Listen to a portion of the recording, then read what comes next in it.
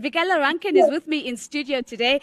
He is the founder of Value Ed and Elevate, and he is putting business and leadership insights into the hands of his clients. Vikela, one of the things that has come up repeatedly in the panel has been the mindset shift. In addition to that, what has also come up is this idea that the skills that we thought were sufficient for one to participate meaningfully in the labor market are potentially insufficient now. And so I'm keen to understand from you, what is the new skill set that we should be focusing on? But I'd love for you to comment on the mindset shift as well, because you're also in the business of giving people the tools to actually make that leap from this is my current mindset today and this is how I might potentially think differently to make most of the opportunities that are opening. Thank you, Nozipo. Thank you for the opportunity, and thank you to the panelists. No, absolutely. I think, one of the things that we need to understand is that our young people have to transition in this technology age very differently than before. I just think about my time when I was transitioning very simply from, say, for example, a record to a CD. That could take 3 to 5 years. But the kind of technology that's moving now is that, for example, the voice technology that's being referred to, that is going to be accessible in all vehicles in the future.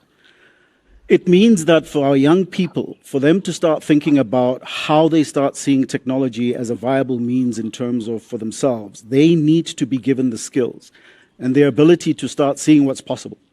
And the only way you can start seeing what's possible is if you're able to showcase the possibilities of what technology can give. It's one thing to have the digital literacy, it's one thing to have the qualifications, right. And it's another thing to be able to say, how do I take this skill and how do I take these qualifications, utilizing the environment that we have and be able to produce what we need. And so, therefore, when you're talking about skills, the ability to network, and I'm going to talk about slightly different skills, the ability to network is a skill that I think young people need to be given. And this is a skill that I think when we're looking from an educational system needs to start very, very young.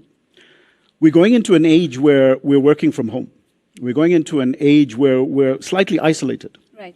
The ability to have certain levels of resilience. Yeah. The ability to connect. How do you utilize connections for collaboration? We grew up in a mindset where competitiveness was the language that was used. And now we need to start inculcating skills of collaboration. Decision making. How do you make how do you decide on decisions based on certain levels of scenario planning? So I think what's important is one other element that we try to inculcate quite heavily is this element of inspiration. We're going to have to inspire our young people to believe in what's possible.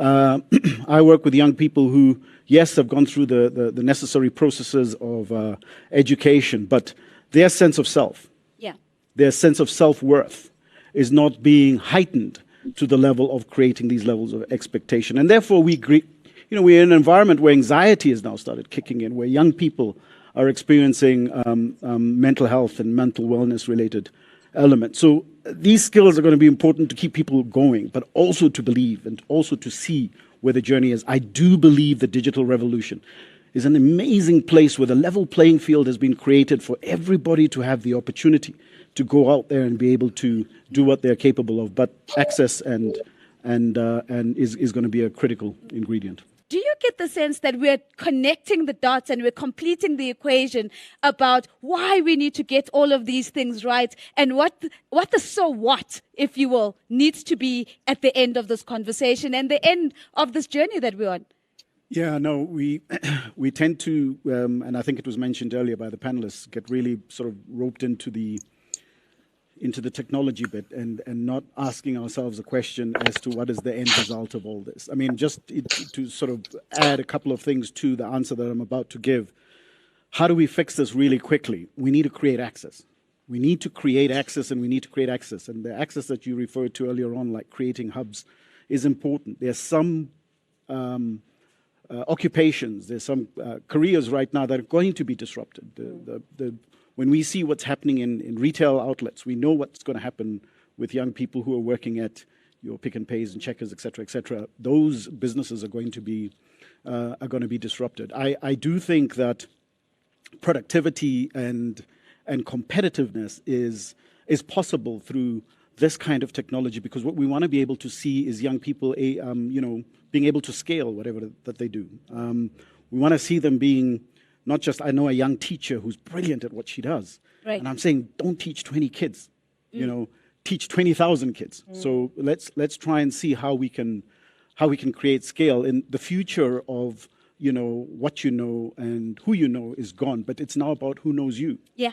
So how do we allow young people the ability to personally brand so that they're able to position themselves and their skills and their capabilities so that they are now competitive and able to play in a market where everybody else is playing?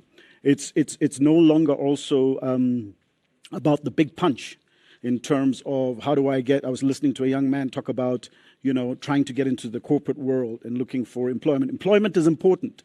But it's now about how do I have a skill and how do I have what I have and how do I transition that into a need? How do I take that need, solution it, and how do I commercialize that? It's no longer about sitting and waiting and hoping that somebody is going to come along and give you what you need. So yeah, that's. I love that. It's not about the big punch. Maybe it's a 1-2 punch now. So it's a 1-2 punch. It's a 1-2 punch and a jab. Oh,